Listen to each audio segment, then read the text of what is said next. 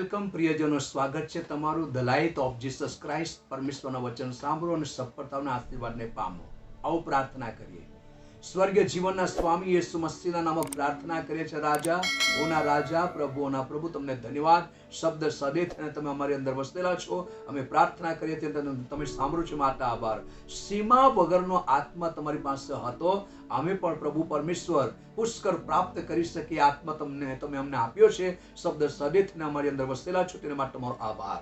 ઈસુ અમારા પ્રભુના નામમાં માંગુ છું, આમીન. વિષયનું નામ છે સીમા વગરનો આત્મા. એટલે એની કોઈ સીમા નથી. સીમા વગરનો આત્મા, પવિત્ર આત્મા. સીમા વગરનો આત્મા, પવિત્ર આત્મા.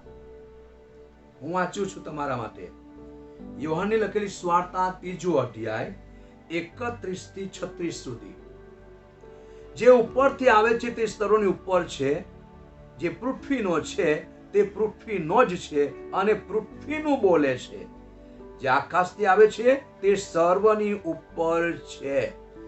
તો આપણે જોઈ શકીએ છીએ જે આકાશ અને પૃથ્વીનો ધણી ઉત્પત્તિ 3:15 પ્રમાણે જે પરમેશ્વરે ભવિષ્યવાણી કરી હતી તે છે કે સ્ત્રીની સંતાન આવશે, તે શેતાનનું માથું છૂંદશે.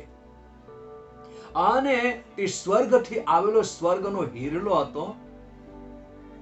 એ સ્વર્ગનો મહારાજા હતો, વિશ્વ બ્રહ્માંડનો મહાન રાજા. અને એ ઉપરથી આવે છે તે સર્વની ઉપર છે. અને જે પૃથ્વીનો છે તે પૃથ્વીનો જ બોલે છે. જે ઉપરથી આવ્યો છે તે સ્વર્ગની વાત બોલે છે.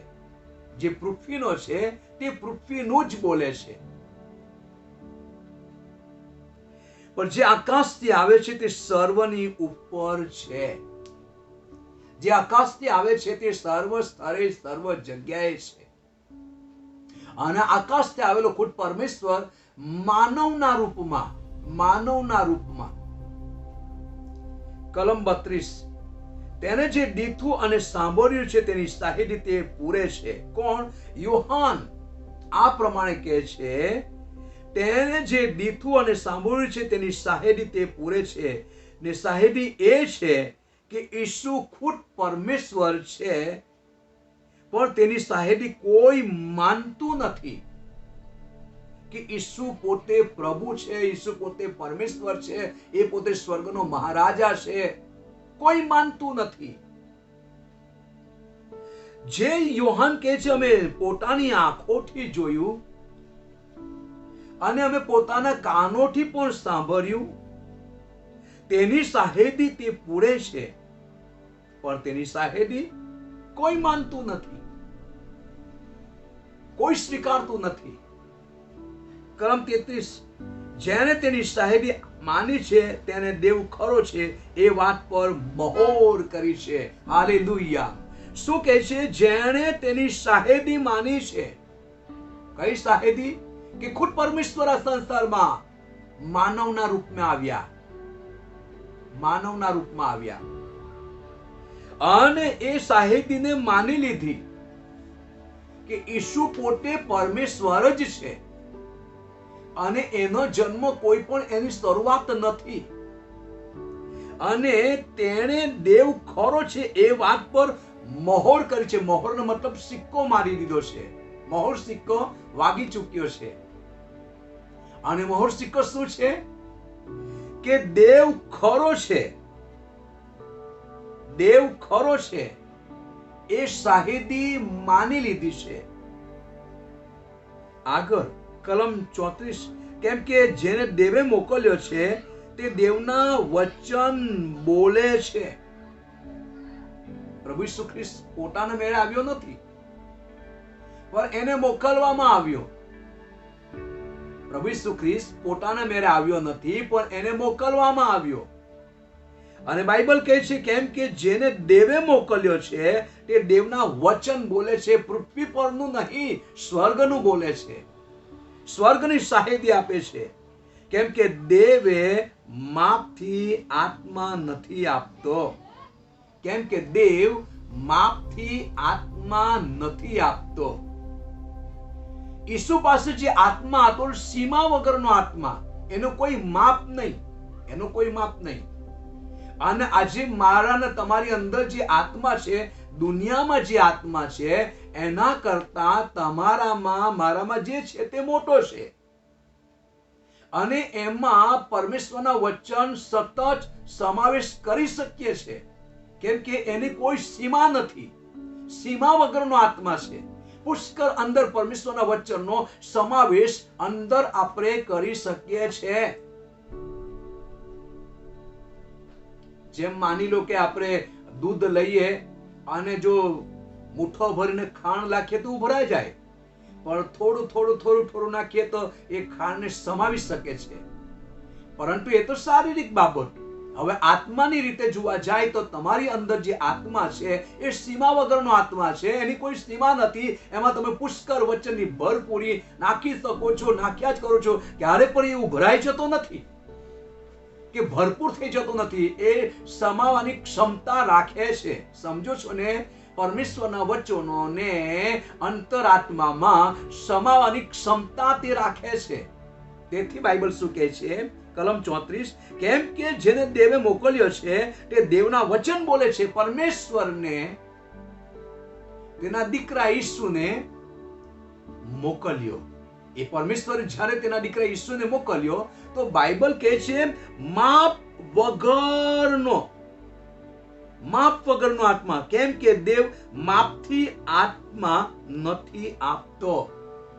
અગર માપથી જ આત્મા આપેલો હોત તો એ અંદર સમાવેશ કરે એટલે ભરાઈ જાય, પછી અંદર ઉભરાવીને થસાવીને નાખી શકતા નથી. પરંતુ પ્રિયજનો કે સીમા વગરનો આત્મા હોવાને લીધે ઉત્પત્તિથી માલાકીને માથેથી પ્રગટીકરણ સુધીના રાતે ને દિવસે પરમેશ્વરના વચન તમે સાંભળો તો પણ આત્મામાં સમાવેશ તમે કરી શકો છો. એને ક્ષમતાની લાયકાત તમારી અંદર છે. તેથી બાઇબલ કહે છે કેમ કે જેને દેવે મોકલ્યો છે. કોને મોકલ્યો? પ્રભુ ઈસુ ખ્રિસ્તને મોકલ્યો. અને પ્રભુ ઈસુ ખ્રિસ્તને મોકલ્યો છે અને દેવ માપથી આત્મા નથી આપતો. અને કલમ 35, બાપ દીકરા પર પ્રીતિ કરે છે અને તેને સગરું તેના હાથમાં સોંપ્યું છે. બોલો હાલેલુયા. બાઇબલ શું કહે છે? બાપ દીકરા પર પ્રીતિ કરે છે. પરમેશ્વરે પોતાના દીકરા ઈસુને મોકલ્યો અને બાપ દીકરા પર યાની કે પ્રભુ ઈસુ ખ્રિસ્ત પર પ્રેમ કરતો હતો અને તેને સગરું તેના હાથમાં સોંપ્યું છે. સર્વ સત્તા, સર્વ અધિકાર, જીવન જે કંઈ છે પરમેશ્વરે તેના દીકરા ઈસુને જ સોંપ્યું છે. કલમ પર બહુ જ ભાર છે. બાપ દીકરા પર પ્રીતિ કરે છે અને તેને સગરું, શબ્દ શું છે? તેને સગરું તેના હાથમાં સોંપ્યું છે. જો પરમેશ્વરમાં જે કંઈ છે ને પરમેશ્વર જે કંઈ કરતા હતા એ બધું જ પ્રભુ ઈસુ ખ્રિસ્તના હાથમાં છે. અને બાઇબલ એમ પણ કહે છે કે ઈસુ અને બાપ બંને એક જ છે અને એ ત્રિએક પરમેશ્વર છે. અને ઈસુનો જન્મ કોઈની શરૂઆત નથી. સીમા વગરનો આત્મા ઈસુની અંદર હતો અને એ જ આત્મા આપણી અંદર પણ છે. સીમા વગરનો આત્મા એટલે કે પુષ્કળ આપણે સમાવેશ કરી શકીએ છીએ. સીમા વગરનો આત્મા અને બધું જ પરમેશ્વરના હાથમાં છે. આકાશ અને પૃથ્વીનો માલિક છે. કોઈ એમ નહીં કહી શકે કે પ્રભુ તું શું કરે છે. કોઈ એના હાથને અટકાવી શકતું નથી. કોઈ પણ તેના હાથને અટકાવી શકતું નથી. બધું જ પરમેશ્વરના હાથમાં છે. પ્રભુ ઈસુ ખ્રિસ્તના હાથમાં છે. કલમ 36, દીકરા પર જે વિશ્વાસ કરે છે તેને અનંત જીવન છે. બોલો હાલેલુયા. દીકરા પર એટલે પ્રભુ ઈસુ ખ્રિસ્ત પર જે વિશ્વાસ કરે છે તેને અનંત જીવન છે. અનંત જીવનનો મતલબ એ કે ક્યારે પણ નહીં ખૂટે એવું જીવન. માની લો કે કૂવો ખોદેલો હોય અને અમુક વર્ષો પછી એ કૂવાની અંદર ઝરણું છે, જે નર છે એ ફુવાડા બંધ થઈ જાય અને કૂવો સુકાઈ જાય, પરંતુ પ્રભુની અંદરથી જે જીવનનું ઝરણું વહે છે એ ક્યારે પણ બંધ થતું નથી, ક્યારે પણ ખૂટી જતું નથી. તેથી બાઇબલ કહે છે દીકરા પર જે વિશ્વાસ કરે છે તેને અનંત જીવન છે અને આપ અનંત જીવનના ભાગીદાર છો. નહીં ખૂટે એવું જીવન પ્રભુ ઈસુ આપે છે અને બધું જ પરમેશ્વર અને દીકરા ઈસુના હાથમાં સોંપ્યું છે અને તેનામાંથી અનંત જીવન વહે છે અને અનંત જીવન વહે છે માટે બાઇબલ કહે છે પણ દીકરાનું જે નથી માનતો તે જીવન નહીં દેખશે. જે દીકરાનું પ્રભુનું નથી માનતો તે જીવન નહીં દેખશે. જીવનને સમાવેશ કરવાની ક્ષમતા કે લાયકાત ધરાવી શકે એ તમારી અંદર છે, તે છે આત્મા. એ સમાવેશ કરી શકે છે, એ સમાવેશ કરી શકે છે. અને બાઇબલ કહે છે જે દીકરાનું એટલે પ્રભુ ઈસુનું નથી માનતો તે જીવન નહીં દેખશે પણ તેના પર દેવનો કોપ રહેશે. તમારા પ્રિય ભાઈ બહેનો, તમારી અંદર પ્રભુએ જીવન નાખ્યું છે અને જીવન એવું આપે છે કે ક્યારે પણ ખૂટે નહીં એવું અનંત જીવન પ્રભુ ઈસુ આપે છે. 1 યોહાન 4 અધ્યાય અને હું વાંચું છું 4 કલમ. બાળકો તમે દેવના છો, બાળકો તમે દેવના છો ને તમે તેઓને જીત્યા છે કેમ કે જગતમાં જે છે તેના કરતા તમારામાં જે છે તે મોટો છે. એ કોણ? આત્મા, સીમા વગરનો આત્મા. બધી જ બાબત પરમેશ્વરના વચનની સમાવેશ કરવાની ક્ષમતા કે લાયકાત ધરાવનાર આત્મા, સીમા વગરનો આત્મા. દુનિયામાં જે છે, તમારામાં જે છે તે મોટો છે. તે શું કહે છે?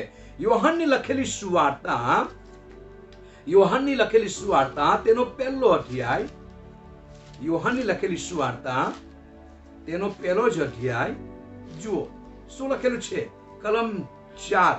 તેનામાં જીવન હતું, તે જીવન માણસોનું અજવાળું હતું. કોનામાં? પ્રભુ ઈસુ ખ્રિસ્તમાં જીવન છે અને એ જીવન પરમેશ્વરે ઈસુને આપ્યું છે, સગરું તેના હાથમાં સોંપ્યું છે.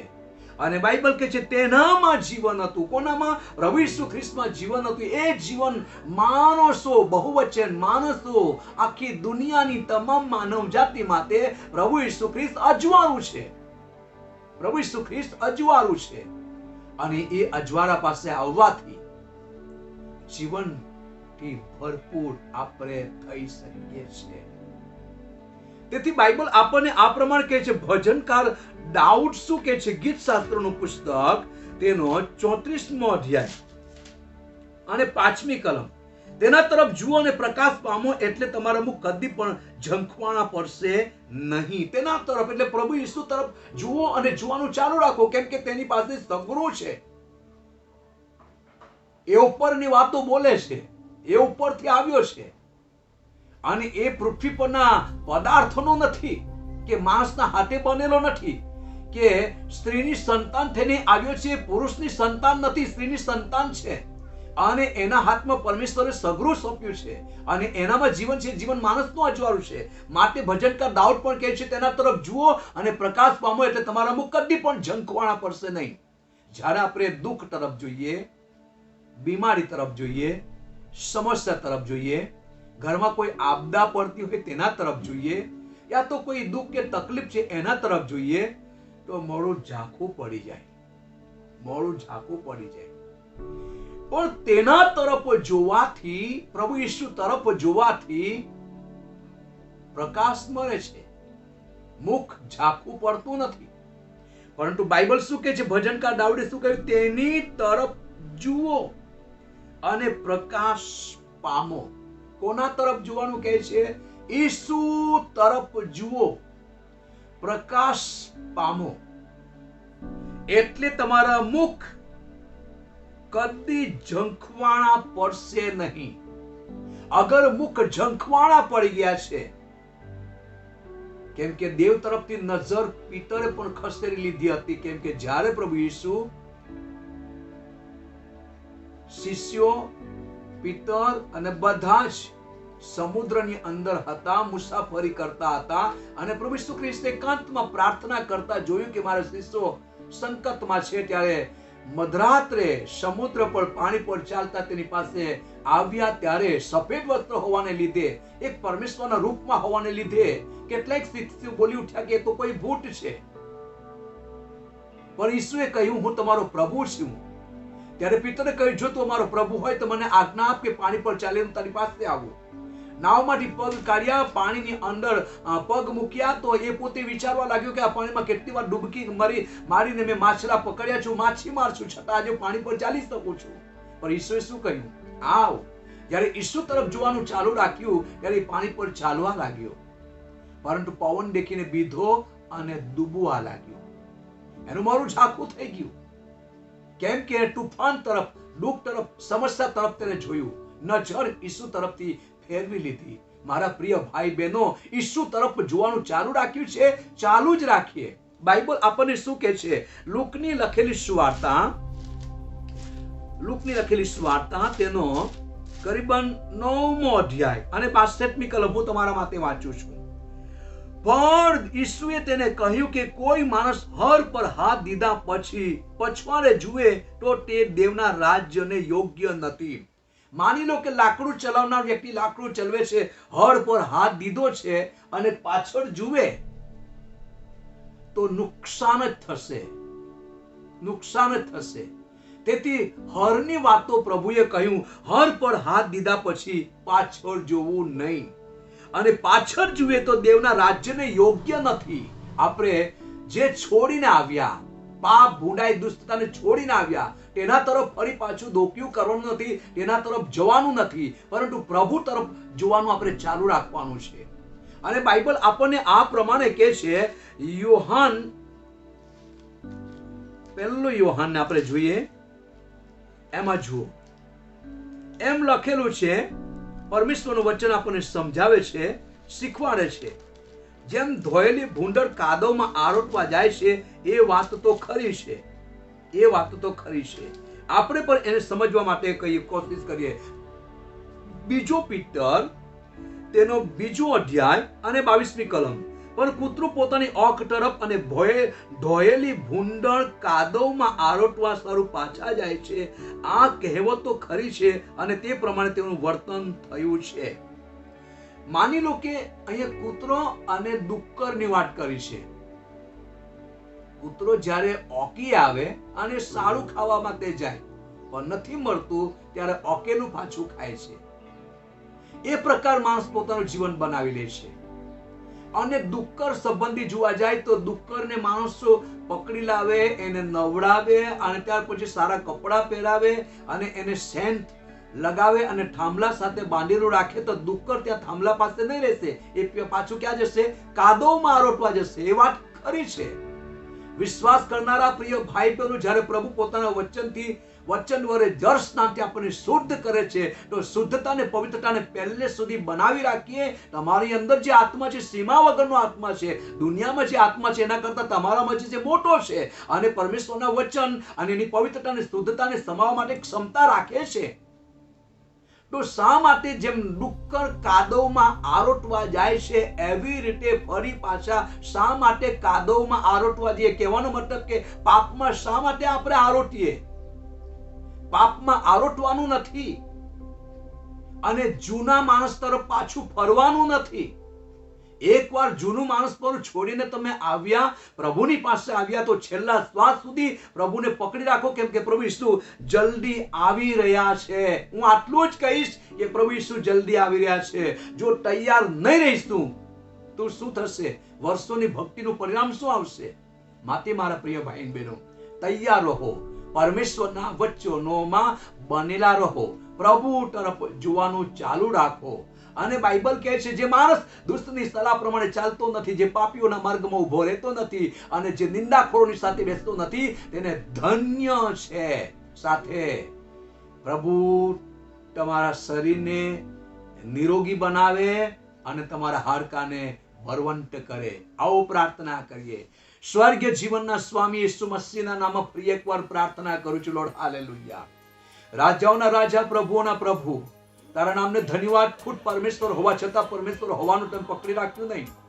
ઉપરથી આવ્યા અને ઉપરની વાતો જ, સ્વર્ગની વાતો જ તમે બોલ્યા, અને પૃથ્વી પરનું નહીં. અને પ્રભુ, જે લોકોએ માની લીધું છે તેને દેવ ખરો છે એવી સાહિતી માની લીધી છે, તેઓના પર મોહર સ્ટીકર વાગી ચૂક્યો છે કે ઈસુ તે પોતે પ્રભુ છે. અમારા જીવનના સ્વામી, તારા દીકરા ઈસુ પર તારા લોકોએ ભરોસો કર્યો છે, વિશ્વાસ કર્યો છે, એને તમે અનંત જીવન આપ્યું છે. અને અનંત જીવનની વાતો તો તમારા દીકરા ઈસુની પાસે છે, અને અનંત જીવન પ્રાપ્ત કરવા માટે તારા લોકોએ વિશ્વાસ કર્યો છે. ત્યારે પ્રભુજી, હર પર હાથ દીધા પછી પાછળ તારા લોકો ન જુએ, પરંતુ આગળ જોઈને ચાલનારા વ્યક્તિઓ બને. પ્રભુજી, તેઓ કાદવમાં ડુક્કરની જેમ કૂતરાની જેમ આરોટવા નહીં જાય અને પાપ તરફ પાછું ડોક્યું નહીં ફેરવે, પરંતુ તારા તરફ જોવાનું ચાલુ રાખે. કદી તારા લોકોના મુખ ઝાંખા નહીં પડે, પરંતુ પ્રકાશ પામતા જેવું તમે થવાનો. હાલેલુયા. પ્રભુજી, તારામાં જીવન છે, જીવન માણસનું અજવાળું છે. તારા લોકો અજવાળામાં ચાલનાર વ્યક્તિ બને, તારા જીવનથી ભરપૂર થનાર વ્યક્તિ બને. કદી પણ પાપ તરફ નજર નહીં કરે, પરંતુ તને જોનારા વ્યક્તિ બને, સ્વર્ગના રાજ્યના ભાગીદાર થાય. પ્રભુ, મારી પ્રાર્થના છે, રાજા ઉપરની વાતો પર ધ્યાન આપે, રાજા ઉપરની વાતો પર લક્ષ્ય આપે, રાજા તારા વચનોને સમાવવાની ક્ષમતા કે લાયકાત ધરાવે એવો આત્મા તમે દરેકને આપ્યો છે, સીમા વગરનો આત્મા આપ્યો છે. ત્યારે પ્રભુ એ બાબતોને તારા લોકો ધ્યાનમાં લે કે પ્રભુ અનંત જીવન આપનાર દેવ છે. મારા જીવનના સ્વામી, હું સર્વને તારા સામર્થ્ય હાથમાં સોંપું છું. સાથે એક એકના જીવન માટે પ્રાર્થના કરું છું, એક એક પરિવારને માટે પ્રાર્થના કરું છું, એક એક પતિ પત્ની માટે પ્રાર્થના કરું છું, એક એક જુવાન દીકરા દીકરી માટે પ્રાર્થના કરું છું. ઘરની અંદર, પરિવારની અંદર, કુટુંબની અંદર જે કઈ પ્રોબ્લેમ છે, જે કઈ સમસ્યા છે, એને ઈશ્વરના સામર્થ્ય નામમાં બાંધી દઉં છું. તમામ અંધકારની શક્તિને, શૈતાનના પરિબળોને ઈસુ મસીહના નામમાં બાંધી દઉં છું. પરિવાર કુટુંબને છોડીને હંમેશા માટે ચાલી જા ઈસુ નાઝારીના નામમાં. હાલેલુયા. અને સાથે પ્રભુ દરેકના ઘરોમાં, પરિવારમાં, કુટુંબમાં શાંતિ થાવ બોલું છું. હાલેલુયા. દરેકનું કલ્યાણ થાવ બોલું છું. હાલેલુયા. બોલું છું કે એક એકના જીવનની અંદર પ્રભુ અનંત જીવન તેઓ પ્રાપ્ત કરનાર વ્યક્તિ બને, તારા જીવનથી ભરપૂર થાય અને તેઓ શુદ્ધ અને પવિત્ર જીવન ગુજારે. મારી પ્રાર્થના છે, સર્વને પ્રભુ તારા સામર્થ્ય હાથમાં સમર્પિત કરું છું. મારા દેવ ને મારા પરમેશ્વર, તમે સાંભળ્યું બદલ આભાર, તમે કાલાવાળા ધ્યાનમાં લીધા બદલ આભાર,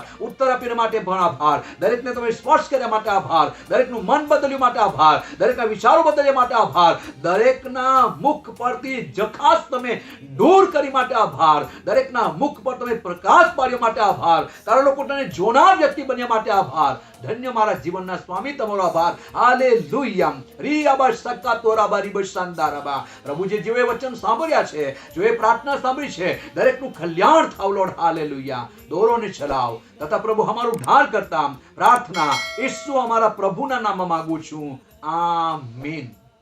ગોડ બ્લેસ યુ. પ્રભુ તમને આશીર્વાદ આપો. આમીન.